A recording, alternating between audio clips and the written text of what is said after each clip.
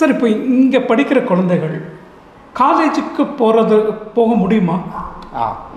இது ஒரு நல்ல கேள்வி, முக்கியமான கேள்வி. பெற்றோர்களுக்கு இருக்கக்கூடிய மிகப்பெரிய சந்தேகம், இந்த NIOS போர்டில் படிச்சுட்டு இப்படி இருக்க குழந்தைங்கள்லாம் காலேஜ் போவாங்களா அப்படின்றது. ஆமாம், காலேஜ் தாராளமாக இது போக முடியும்.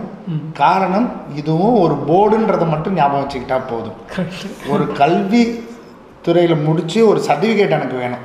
ஒரு இதுக்கு காலேஜுக்கு போகணுன்னா எனக்கு ஒரு அடிப்படை 10வது சர்டிஃபிகேட் 12வது சர்டிஃபிகேட் வேணும். அது கண்டிப்பாக இங்கே இருக்குதுன்றது தான் புரிஞ்சுக்கணும் பேரண்ட்ஸ்.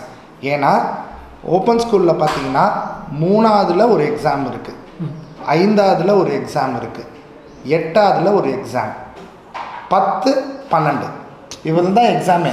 ஓகே, இதுதான் நம்ம சொன்ன ஃப்ளெக்சிபிலிட்டியும் கூட.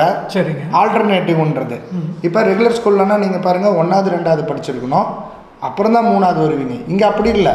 உங்கள் 8 வயசு இருந்தால் 3ஆவது வந்துடலாம், 10 வயசுன்றப்ப 5ஆவது படித்து சர்டிஃபிகேட் வாங்கிடலாம், 12 வயசுன்றப்ப 8ஆவது படித்து சர்டிஃபிகேட் வாங்கிடலாம், தென் 14 வயசு, தென் 16 வயசு அப்படின்றப்ப மீதி இருக்கக்கூடிய காலகட்டம் இருக்குது பாருங்கள், அவங்களோட இந்த பிரச்சனையும் சரி பண்ணிக்கலாம், அவங்க மற்ற விஷயங்களையும் கற்றுக்கலாம், காலேஜும் போய்க்கலாம்.